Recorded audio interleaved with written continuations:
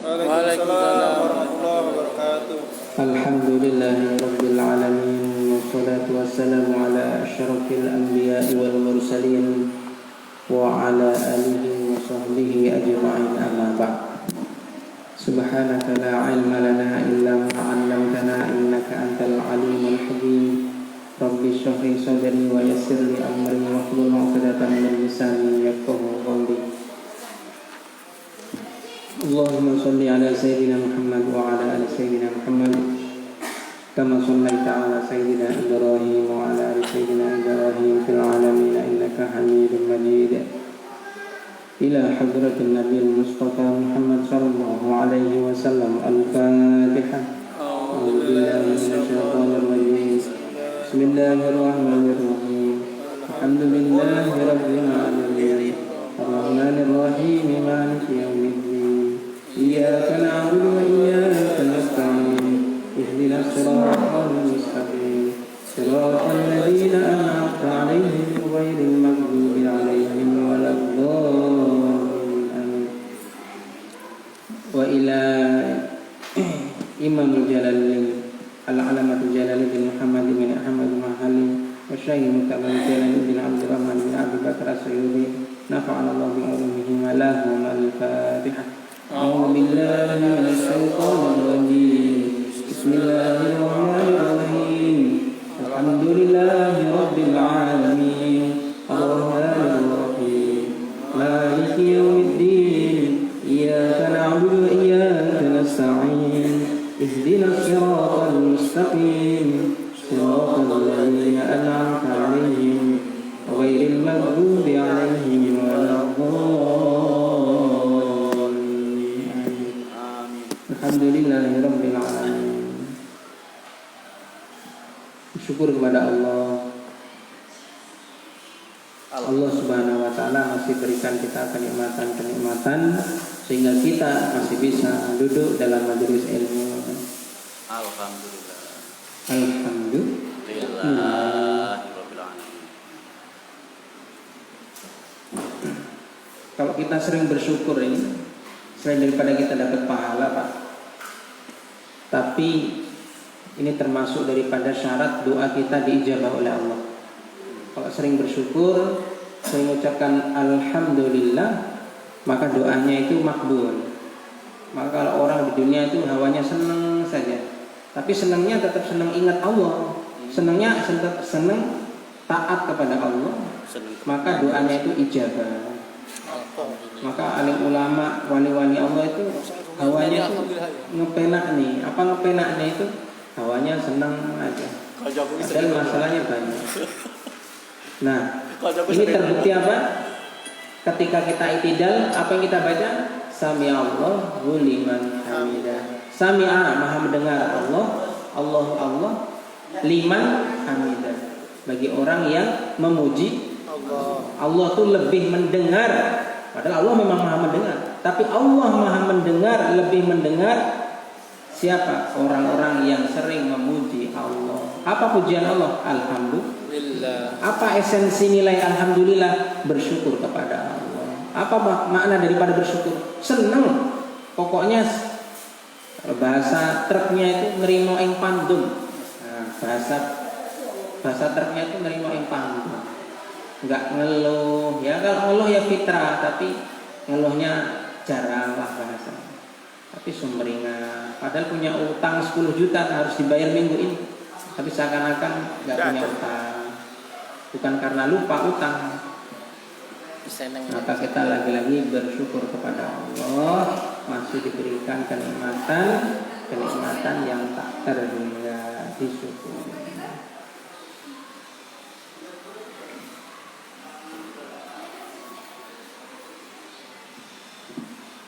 Kenikmatan terbesar duduk dalam majelis ilmu. 3 orang yang tidak akan puas terhadap 3 hal tersebut. Apa? Pertama, istri dipelukan suami. Istri itu, Pak, kalau minta dipeluk, semakin dipeluk bukannya semakin puas, malah tagihan. Senapas toh. Yang kedua siapa? Orang yang tidak akan pernah puas yaitu mata yang memandang. Bilangnya ada pantai yang indah, ada gunung yang menakjubkan, ada tempat yang sangat bagus. Tapi selama itu masih pakai mata melihatnya, bukan tambah puas, malah tambah pengen yang lainnya. Tambah dodro. Maka sudah ke Bira, mintanya Losari. Sudah ke Losari, mintanya ke Bone. lo aja sendiri. Nah, itu mata. Yang ketiga siapa? Orang yang tidak akan puas meskipun dituruti, meskipun dia dituruti. Orang yang tidak akan puas adalah orang yang merasa nikmat dalam majelis ilmu. Yang lainnya mintanya Cepat selesai. kultum, tapi dia mintanya kuljam. Saking apa? Nikmat. Maka 3 hal yang tidak akan pernah puas meskipun dituruti. Kalau pengen nambahin lagi ya masih ada. Siapa? Anak kecil ketika dituruti apa permintaannya. Anak kecil itu kalau dituruti bukannya tambah puas, tambah bahasanya ngedrel lagi, tambah ngambek lagi. Kalau mau ditambahin lagi siapa? Ahli dunia dalam bekerja. Orang ahli dunia itu nggak ada yang puas. Meskipun dia bilangnya yang penting aku dapat 300.000 sehari, aku mulih lah. Tapi dapat 300 ya malah wah kesempatan ini. Lumayan tambah lagi 50, lanjut terus. Tambahin muatan nih. Nah, ini sesuai dengan apa yang disabdakan Nabi. Manusia dikasih 1 gunung emas, minta yang Warung bakso gunung yang jam 6 tutup Pak, untuk 1 juta. Tapi beda kalau buka cabang, mbaknya itu bukan karena nggak puas, itu karena pengen bisnis. Buka cabang 1, terus ada yang cabang kedua, itu bukan karena nggak puas, tapi karena pengen bedakan mana nggak puas. Tapi intinya selama si apapun kok kita masih taat sama Allah, tandanya Kamu ikut pisah dari sana, puas, pisah. tandanya puas. Apa Pak Sarono 3 hal yang diingat Pak? Buat materi kultum bagus itu. Ya. Istri yang status gitu. Istri dalam pelukan suami nggak akan pernah puas meskipun dituruti. Kedua, Anak kecil yang mata yang memandang dikasih pemandangan kayak apa-apa. saya pas di sana tadi. Ya. Mata yang memandang dikasih pemandangan kayak apapun tetap nyari pemandangan yang lain. Yono. Yang ketiga siapa? Majelis taklim. Orang yang nikmat dalam majelis ilmu. Nah, mintanya yang lain minta kultum, dia mintanya kuljam. Padahal banyak Kuliah 1 jam. Padahal 70 menit. Tapi kalau menambahi tadi, tambahi boleh. Siapa? Anak kecil ketika dituruti. Siapa lagi? Ahli dunia ketika bekerja. Bukannya puas mata. Tapi yang beruntung siapa? Ya semuanya, satunya boleh. Siapa boleh? 2 perkara itu boleh. Apa? Yaitu tadi istri dalam pelukan suami, mata dalam memandang boleh. Tapi yang dianjurkan ada yang ketiga apa? Kenikmatan dalam duduk majelis ilmu. Alhamdulillah. Ya. Nanti ditambahi Pak Ustaz. Ya. Ilmu ini bermanfaat sekali Pak. Jangan apa bahasa Jawanya semena-mena Pak. Sak geleme dhewe. Hah? Sak geleme dhewe. Ilmu itu ya.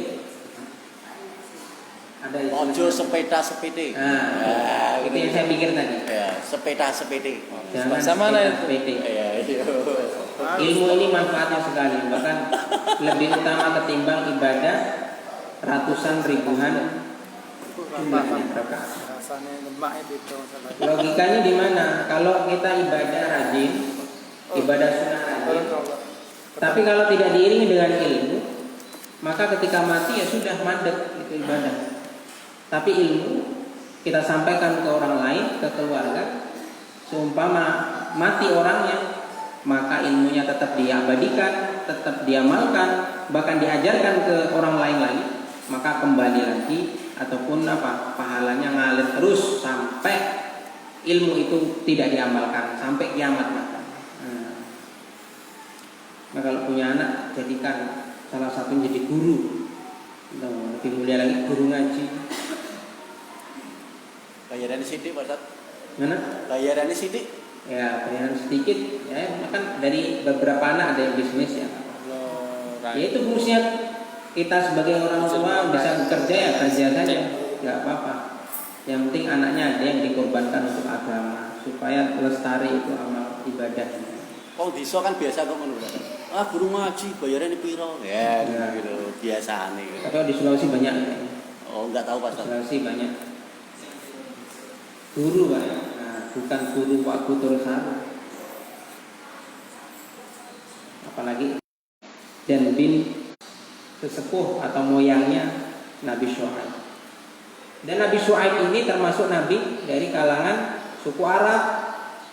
Ada 5 nabi dari kalangan suku Arab. Nabi Hud, Nabi Soleh, Nabi Ismail, Nabi Syuaib, Nabi Muhammad Sallallahu Alaihi Wasallam. Allahumma sholli alaihi. Dan Nabi Syuaib ini juga nabi yang sudah dalam kondisi lahirnya itu sudah dikhitan. Ada 15 nabi tapi saya lupa siapa-siapa saja secara komplit. Itu yang dilahirkan dalam keadaan sudah dikhitan. Termasuk Nabi Muhammad, Nabi Musa, Nabi Isa, ke atasnya lagi Nabi Nuh, Nabi Lut. Nah, ini sudah terlahir dalam keadaan sudah dikhitan. Keadaan sudah dikhitan. Kalau Nabi Ibrahim kitanya umur 80 tahun pakai kampak.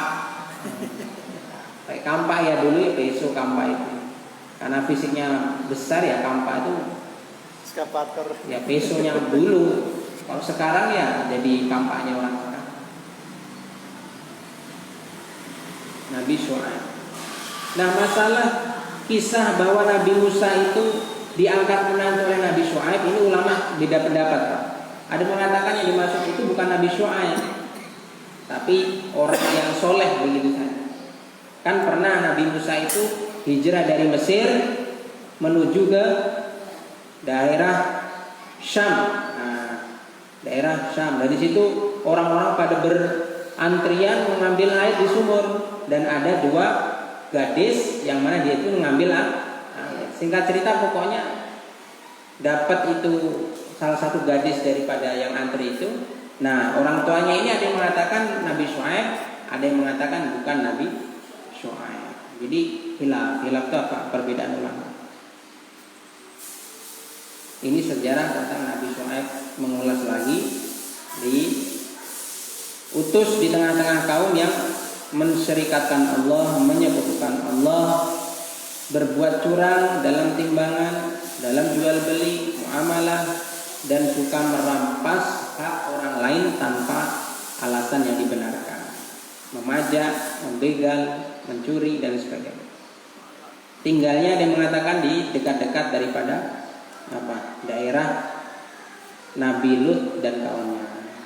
Nabi Lut dan kaumnya. Makanya ancaman daripada yang sering diucapkan Nabi Syuaib adalah kamu jangan semena-mena.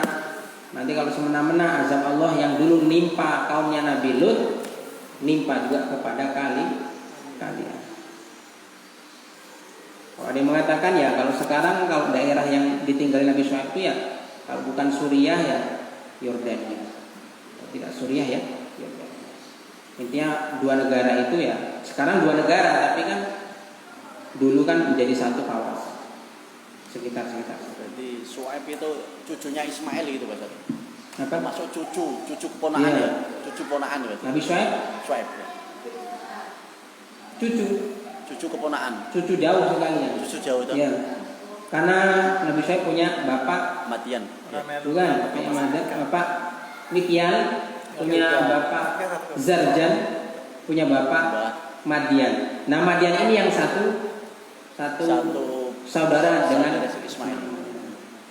Cucu ponakan jauh. Ya, berarti Mbah Cicit tapi bukan yang Mbah Buyut tapi bukan yang pas gitulah pokoknya.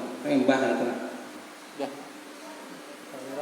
Nah Yordania ini Pak ini tanah Nabi Pak. Makanya orang Arab kalau dari Yordania itu banyak yang takzim karena daerah itu daerah Nabi. Nah, kalau cuma Arab Makkah Madinah, ya nisbatnya ke Nabi, orang tetap takzim. Tapi ketika itu dari Yordania, itu disegani. Bahkan di Pakistan saja kalau tahu dari Yordania, itu dicium tangannya, dipeluk di apa. Padahal orang Pakistan tuh sedikit anti dengan cium tangan, nah, kecuali sama orang-orang Syekh. Kalaupun ada Syekh itu biasanya nggak dicium tangannya. Tradisi mereka itu nyium ubun-ubunnya. Jadi ya kiai cium ubun-ubunnya, kita ya kurang ajar. Nah, ada orang soleh. Kurang ajar lah kita gitu. Dan kalau secara hadis pun dalilnya apa? Dalil yang pas itu kalau untuk orang tua atau orang soleh memang ubun-ubunnya sunnah dicium. Bahkan ulama-ulama Jawa juga sering kalau orang yang paham ya dicium. Dan kalau yang dicium ini ya paham ya nggak masalah. Tapi nggak paham sama nggak paham ya pikiran anak. Cocok ubun-ubun ya. Maka orang tua itu sesekali, bahkan kalau perlu sering dicium ubun-ubunnya Pak. Cium ubun ini bukti daripada kehormatan. Tapi kalau tangan ini bukti daripada keberkahan. Kalau kehormatannya nggak bisa dicium. Kalau lebaran saya sudah mengamalkan kalau ada orang tua cium ubun-ubun. Jadi nggak hanya orang tua nyium anak-anaknya ubun-ubun, enggak, tapi orang tua anak-anak nyium orang tua pun ubun-ubun. Wujud apa? Memang ya itu tadi. Kepala ini adalah anggota yang terhormat. Kalau tangan ini anggota yang sering beraktivitas, makanya dicium tangannya berkah.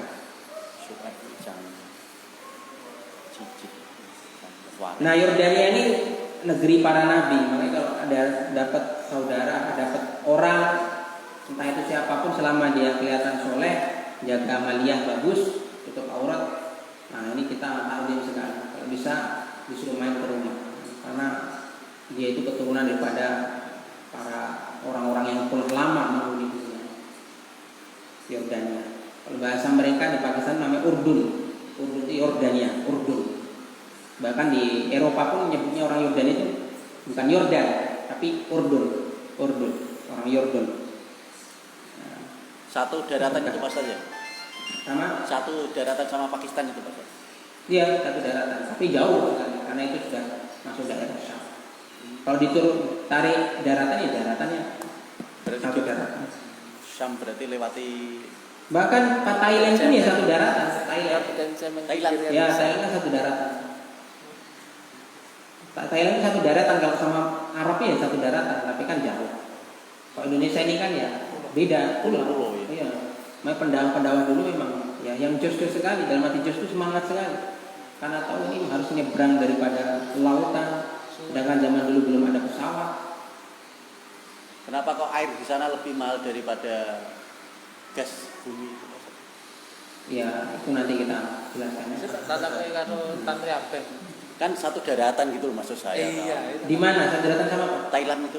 Nah, kan sama. Thailand kan di sana. Sama Cina itu juga satu daratan, sama India juga, cuman jauh. Harus baca Tanri Abeng. Ada besi tua. Ya, intinya satu tanah itu ada kelebihan, ada kekurangan. Ya di situ letaknya keadilan Allah. Nah, kita nggak boleh menyombongkan, membanggakan. Walaupun daerah Indonesia tropis, nggak panas, nggak dingin, tetapi minyak buktinya mahal. Terlepas dari pengolahan ataupun cara mendapatkannya. Ada daerah panas sekali, hujan 2 kali setahun, tapi daerahnya mengandung gas. Main di Kalimantan, kalau kita pernah di Kalimantan, panas tidak?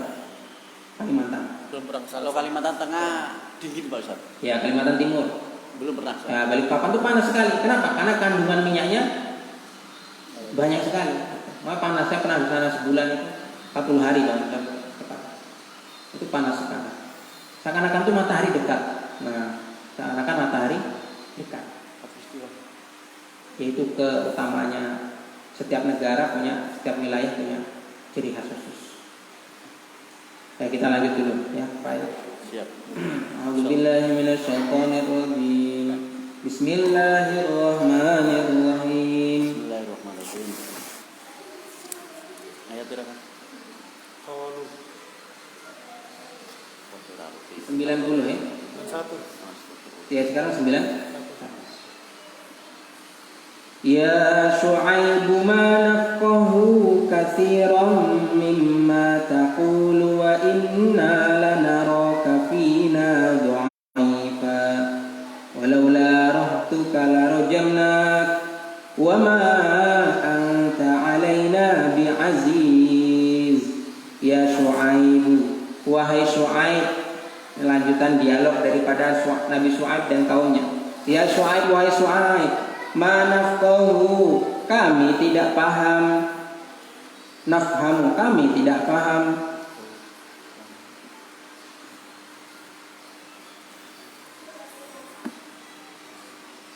Sebelumnya ada kalimat qalu itu Pak Ustaz.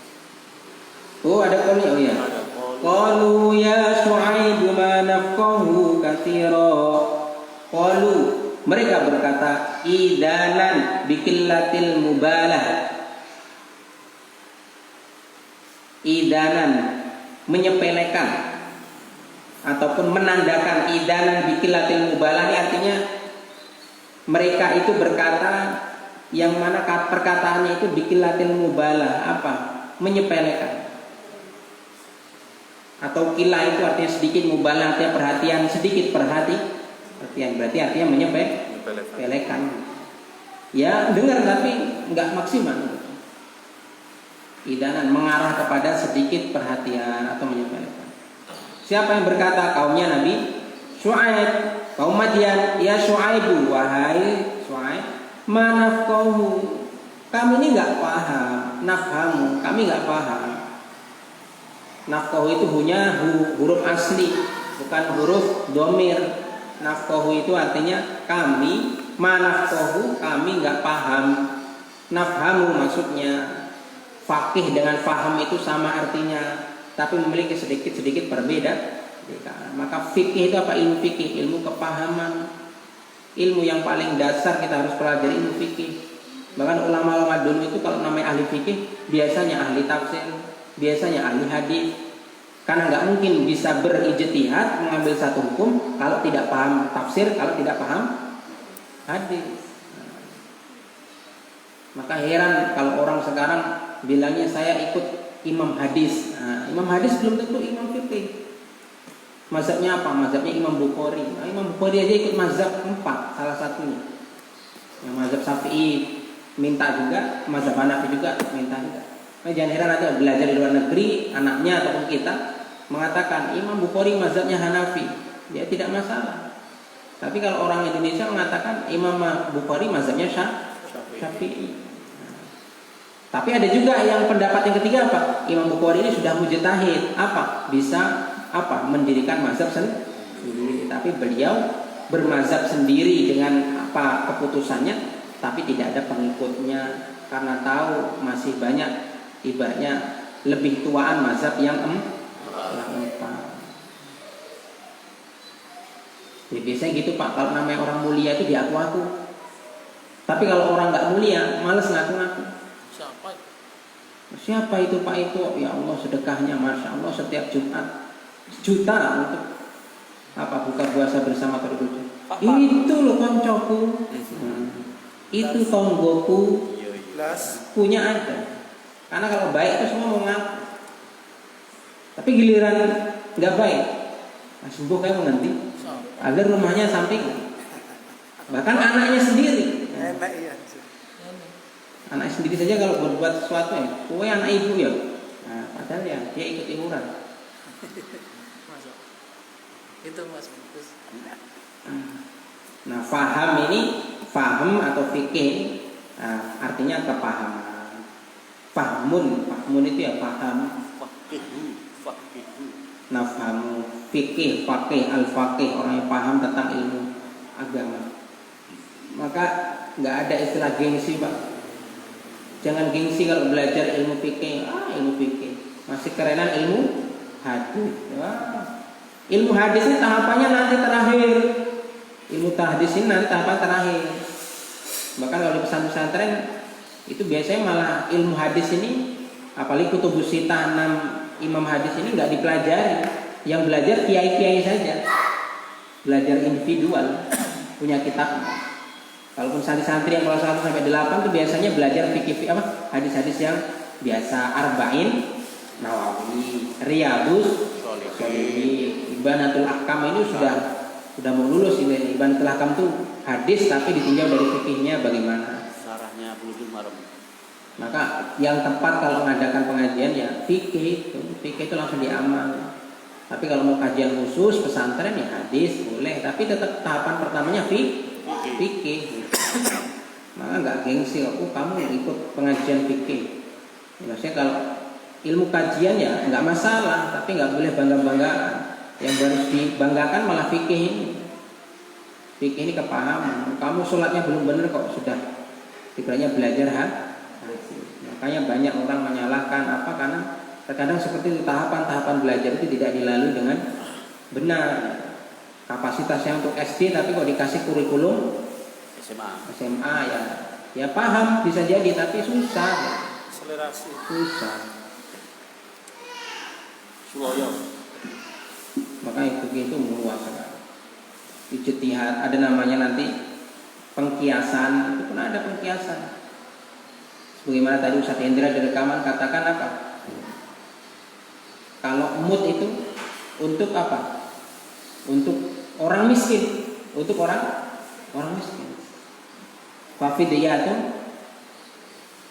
Fidyah itu untuk orang miskin. Tapi dalam fikirnya apa? Orang fakir fakirnya dari mana? Enggak ada dalilnya fakir dapat fidyah, tapi dari pengkiasan. Apa maksudnya? Miskin saja dapat, apalagi fakir. Mana dalilnya fakir nggak ada, harus miskin saja. Miskin saja yang masih dapat penghasilan tapi nggak cukup dapat, apalagi yang nggak dapat sama sekali penghasilannya. Kenapa pengkiasan? Dikiaskan. Nggak asal jeplak, ini haram, ini nggak ada contohnya, ini masya Allah. Ini seakan-akan nyalakan ulama-ulama dulu. Bahkan ulama-ulama fikih itu sudah jauh ada sebelum daripada ulama hadis yang populer sekarang.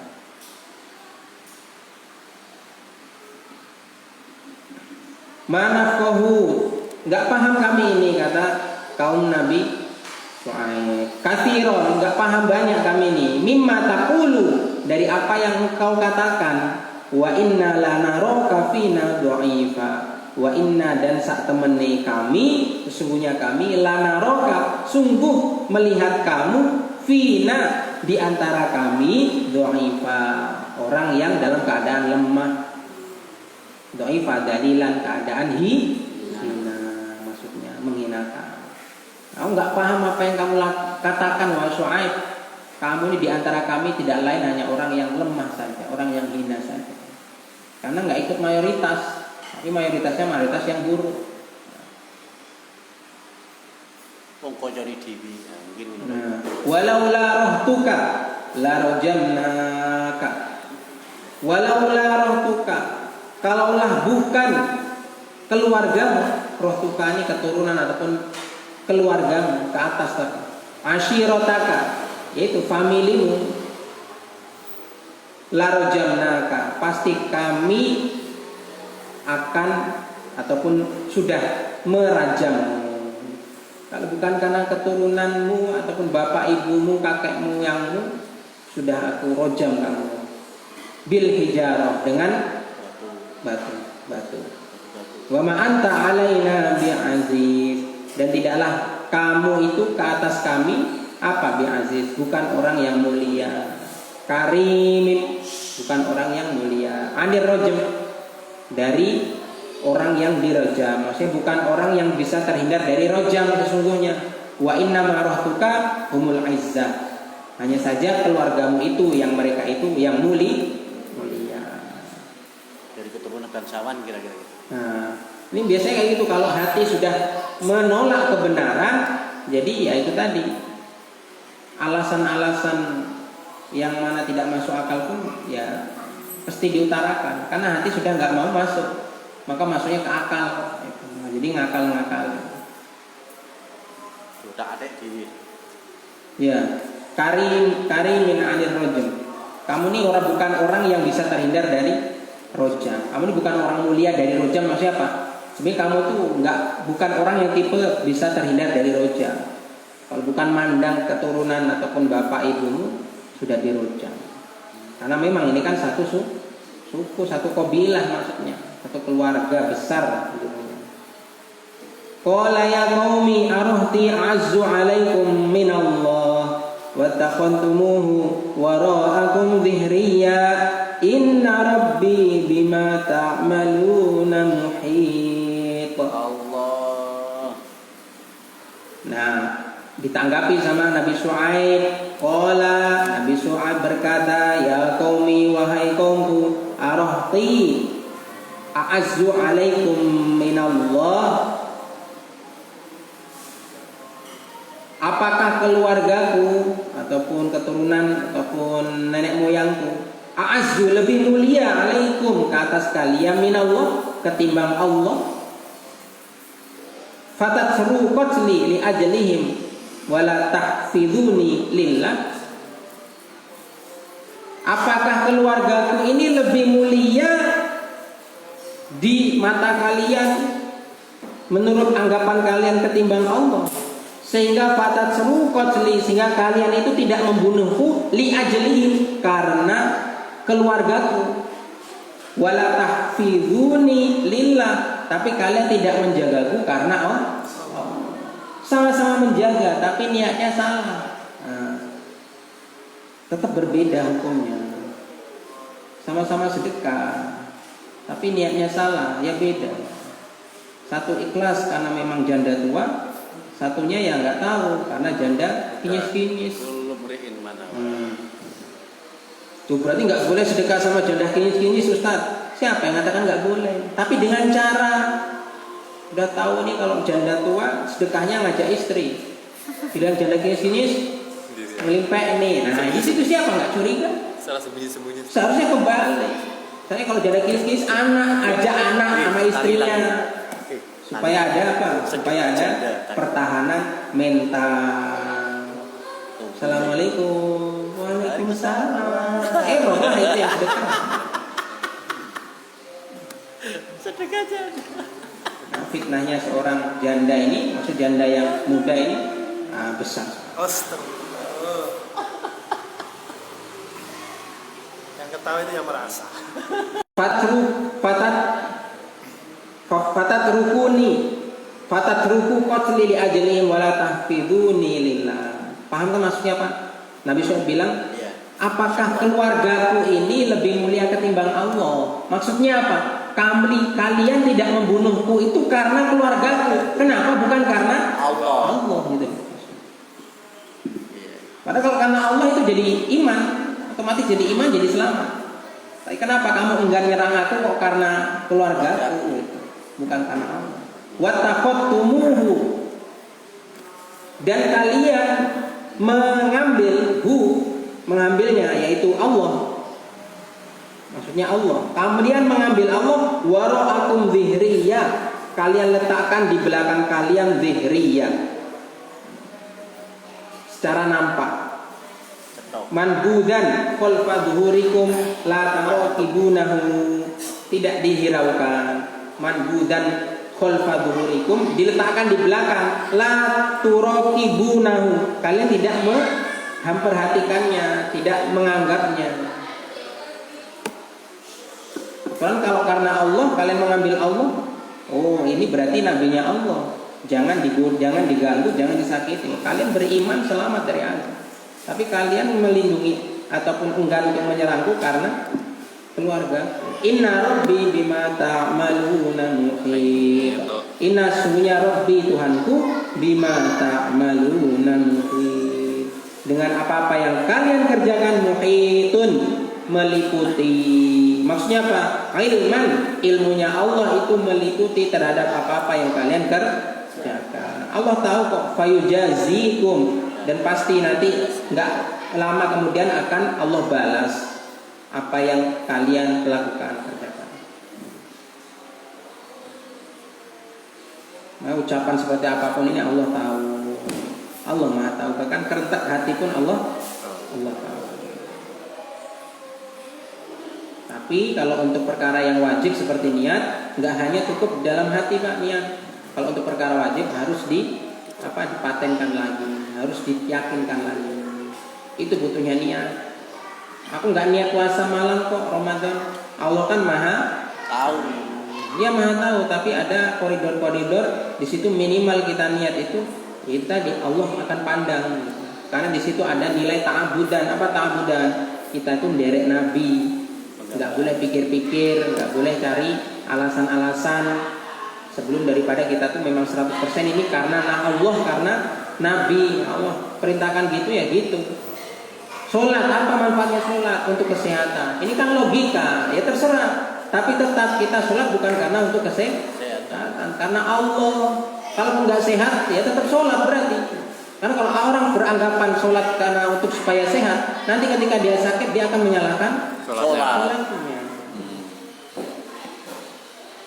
Jadi momok sholat. Meskipun ya kalau diteliti oleh ahli-ahli kesehatan, ya gerakan sholat memang menimbulkan sehat. Ya silakan diteliti. Tapi kami sholat bukan karena hal tersebut. Landasannya karena memang ini sudah Nabi kami contohkan, Nabi Allah Subhanahu Wa Taala perintahkan.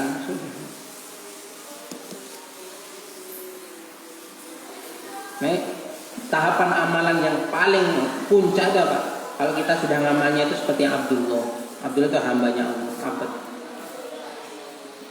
Ada amalannya pedagang. Apa pedagang itu ya? Saya beramal apa? Saya pengen untung. Ini nggak terlarang, boleh. Karena Nabi sendiri juga setiap amalan pasti dikasih keutamaannya. Sedekah dikali lipatkan. Setiap butir ada 700-nya. Ada tangkainya berapa. Bagaimana itu orang menginfakkan di jalan Allah. Sholat jamaah 27 derajat ketimbang sholat sendirian. Ya itu tidak apa-apa, hitung-hitungan nggak apa-apa. Tapi paling puncaknya amalan itu apa? Kalau kita sudah nggak mikirkan itu, tapi pokoknya sini dah. Pokoknya ini saya sebagai hamba ya seperti ini namanya hamba. Yang penting aku melu Mas Hari. Bayar karbin. Jadi ya sudah pokoknya lillah itu makanya esensi lillah itu nggak semudah itu. Orang kalau bikin status mudah dia kerja lelah menjadi lillah. Ya, enak status, tapi nggak mudah itu. Coba kerja bawa uang ke rumah, istri cemberut saja. Padahal sudah dikasih uang, gimana kita? Oh kita masih bisa sabar ya baru lillah. Status. Tapi kalau ini kan, mesti kayak duit barang, belanjaan juga dapur nggak kurang-kurang. Ini sudah capek-capek di luar nyari rezeki, masih bawa itu pun istri masih, ya Allah. Berarti itu belum lillah. Namanya kita masih li istri. Yang unik bahkan Gus Ba pernah bilang kita nih kalau ngomongnya karena Allah itu harus diteliti lagi. Karena buktinya kita nyari rezeki ya sebenarnya karena istri. Padahal seharusnya karena Allah.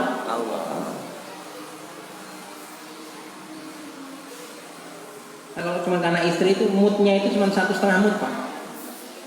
Kalau paling kaya 2 mood itu 1 hari. 2 mood itu berarti aku 2 kilo kurang. Itu buat nafkah istri. Lauk sebagaimana yang orang-orang biasanya makan, ya kasih lauk. Itu wajibnya Pak Ustaz? Nah itu yang wajib. Berarti seperti HP, seperti motor, seperti mobil, seperti baju mewah. Sebenarnya nggak ada. Mubah atau sunnah itu? Ya bisa mubah, bisa sunnah, bisa makruh, bisa haram. Kalau ngasih boleh utangan ya. Kalau sampai nyuri, haram. Bisa wajib.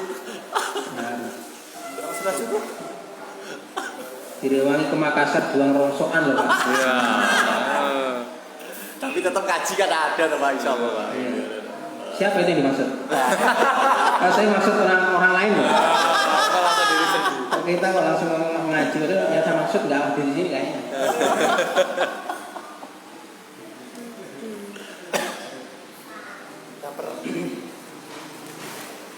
Ini cuma sampai 90 berapa? 95. Itu sudah kisahnya Nabi Musa. 96 sudah kisahnya. Wah, seru itu. Ya kita selesaikan. Wa ya qaumi i'malu ala makanatikum inni 'amil sawfa ta'lamuna man ya'tihi 'adzabun yukhzihi wa man huwa kadhib wartaqibu inni ma'akum raqib. Allah.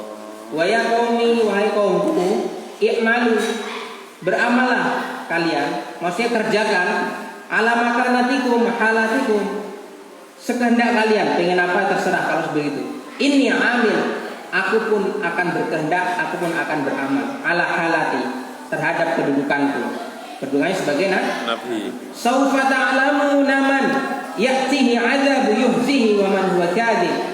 Saufa ta'lamuna, tidak lama pasti akan kalian tahu. Ta'lamuna artinya kalian tahu. Man, siapa ya'tihi,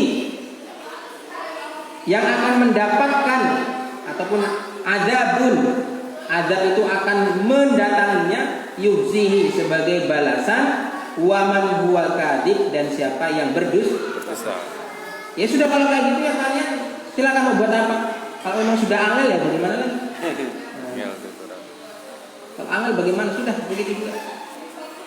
Tapi aku pun punya karaf, aku pun punya apa yang harus aku kerjakan, wahyu dari Allah Subhanahu wa taala. Nanti akan kalian bakal tahu siapa yang akan didatangi azab sebagai balasan, siapa juga itu yang berdusta. Wartaqibu, tunggulah.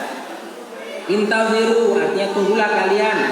Akibata amrikum, balasan urusan kalian. Ini ma'akum raqib, sungguhnya aku bersama kalian raqib, mengawasi alias menunggu. Muntazirun artinya menunggu.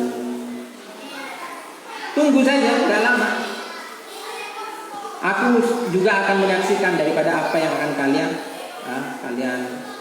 alami. Walamma jaa amruna najjayna Shu'aiban walladzina amanu ma'ahu birahmatin minna wa aqadatil ladzina zalamu as-sayhatu fa asbahu fi diyarihim jathimin.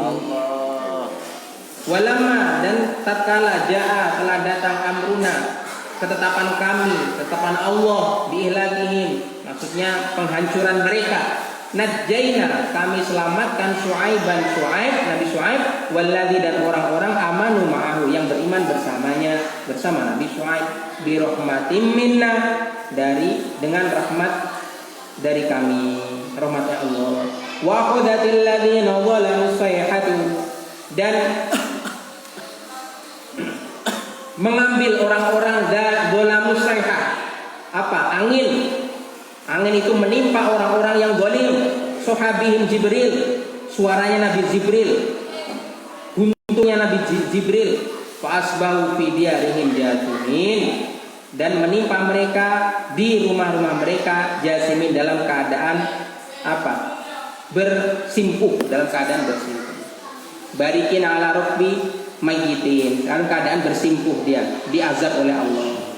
Ka'allam yaghnau fiha ala bu'dal limadyan kama ba'idat Thamud. Seakan-akan ka'allam yaghnau, seakan-akan tidak ada orang fiha, di rumah-rumah ataupun daerah mereka, ala bu'dal limadyan kama ba'idat Thamud. Ketahuilah, ingatlah, bu'dan, azab bagi orang Madian sebagaimana ba'idat Thamud, azab itu menimpa kaum Thamud. Jadi ulama mengatakan ada 3 azabnya, Pak. Diberi hawa panas, diberi awan, diberi gempa. Ketika itu pertama modelnya dalam Al-Quran, tapi di ayat yang lain. Pertama dikasih hawa panas, panas sekali, disiksa dulu. Panas, pokoknya sudah panas, peceklik air. Akhirnya ada awan, senang sekali. Karena kalau awan itu bawa air. Ternyata awan itu menurunkan suara yang keras. Kalau di versi yang ayat ini mengeluarkan suara keras, suaranya Jibril lah bahasanya. Tersiksa lagi. Saking suaranya keras itu, apa akhirnya goncang itu bumi ataupun daerahnya. Akhirnya ketika itu hancur, tenggelam semua, musnah semua, seakan-akan daerah itu belum pernah dihuni. Sebagaimana dulu kaumnya Nabi Lut juga seperti itu, dibinasakan. Apa itu? Seakan-akan tidak ada bekasnya sama.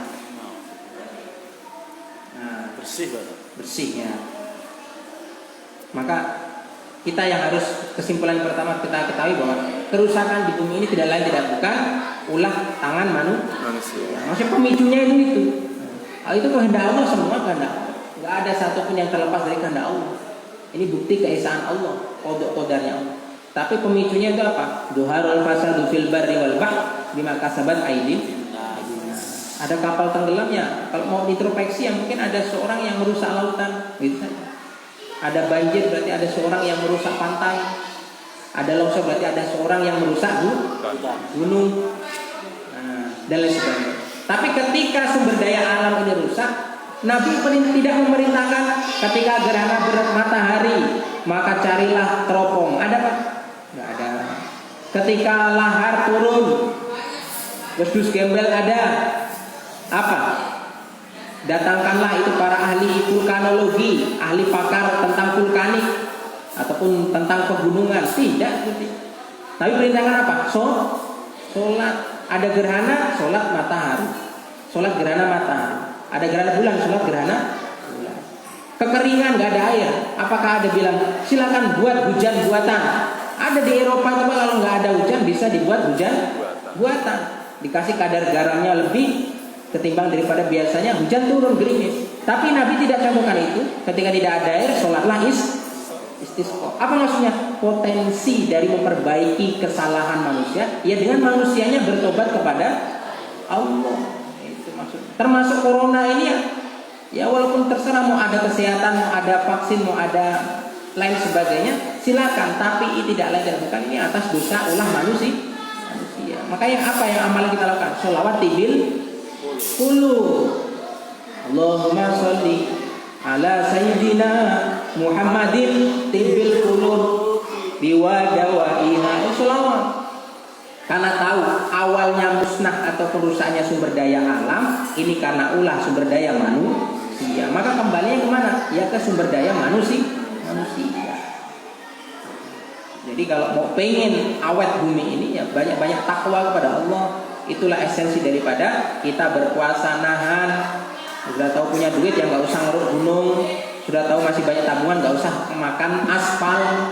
Sudah tahu itu masih punya tanah yang banyak nggak usah makan tanahnya orang. Nah, ini rakusnya manusia. Nah, yang kedua Pak, ketika ada nasihat kebaikan kita dengarkan mau siapapun, mau itu keluarnya dari orang yang tidak pernah sholat pun, selama nasihat itu kebaikan tetap harus kita dengarkan. Terserah mau dibilang ya jargoni ya di waktu itu nggak masalah.